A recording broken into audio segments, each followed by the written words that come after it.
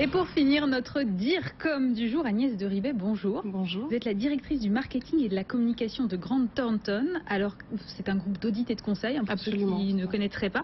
Quel est votre parcours en quelques mots d'abord? Alors moi j'ai un parcours qui a toujours été assez tourné vers l'international. J'ai passé 15 années de ma vie en Italie, j'ai une mère qui est d'origine danoise. Je suis rentrée en France pour faire mes études et j'ai fait des études de marketing et de communication. Un passage rapide à Oxford pour valider un diplôme international et puis après j'ai commencé dans un gros groupe de publicité ici à Paris, mais qui était à vocation internationale à l'époque où voilà, il y avait énormément de budget, on cherchait énormément de communicants. Et puis j'ai basculé dans l'humanitaire à un moment donné. J'étais directrice de la communication et du marketing d'une association qui accompagnait la promotion des femmes, en particulier dans les pays d'Afrique francophone et subsaharienne.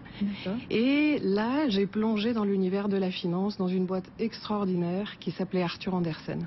D'accord, ah oui, effectivement, voilà. On connaît bien sur base. On connaît bien, voilà. Donc je me suis spécialisée en communication et gestion de crise, en étant directrice des relations de presse de cette entreprise qui était extraordinaire et je salue le courage et l'engagement d'ailleurs de toutes les personnes qui ont travaillé à accompagner le fait qu'on ne stigmatise pas cette marque. Et une marque qui est en pleine renaissance, je crois, en ce moment. C'est une marque qui est, on va dire ça comme ça, qui est en renaissance. Alors aujourd'hui, vous travaillez pour donc Grant Thornton.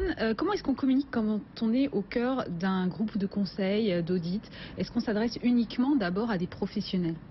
On ne s'adresse pas qu'à des professionnels. Aujourd'hui, dans un cabinet de services professionnels, on s'adresse autant au B2B qu'au B2C.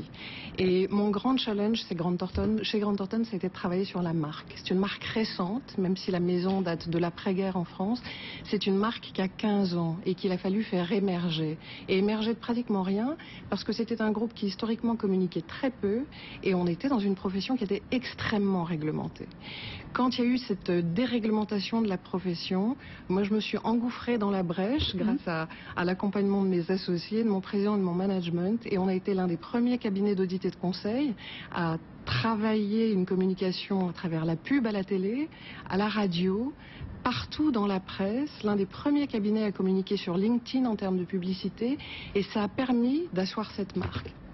Mais c'était pas suffisant, parce que mon rêve c'était que quand on prononce Grant Thornton, dans l'esprit des gens, dans le cortex, on entend groupe leader d'audit et de conseil en France et dans le monde. Et c'était pas suffisant.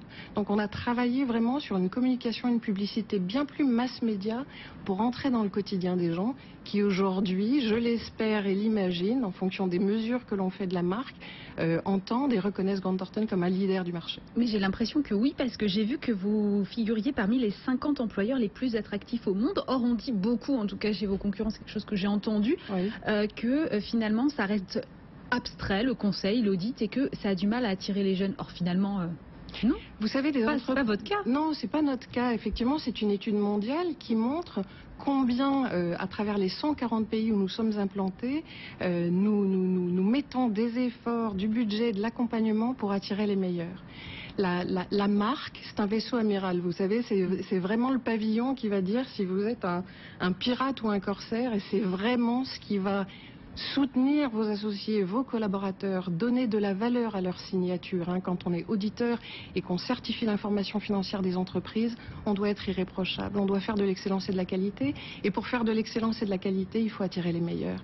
Et c'est pour ça qu'on a mis énormément d'efforts à travers le monde pour être une entreprise où il fait bon vivre. Quand on parle de bien-être au travail, ça n'est pas un leurre, ça n'est pas que du marketing. Moi, je travaille dans une entreprise bienveillante, avec un management bienveillant dont je suis particulièrement fière. Merci beaucoup Agnès de Ribet. Je rappelle que vous êtes la directrice du marketing et de la communication de Grant Thornton, groupe d'audit et de conseil. Merci aussi à Frédéric Roy, qu'on retrouvera bien sûr la semaine prochaine pour un nouveau numéro d'Hebdocom. Tout ce qu'il faut savoir.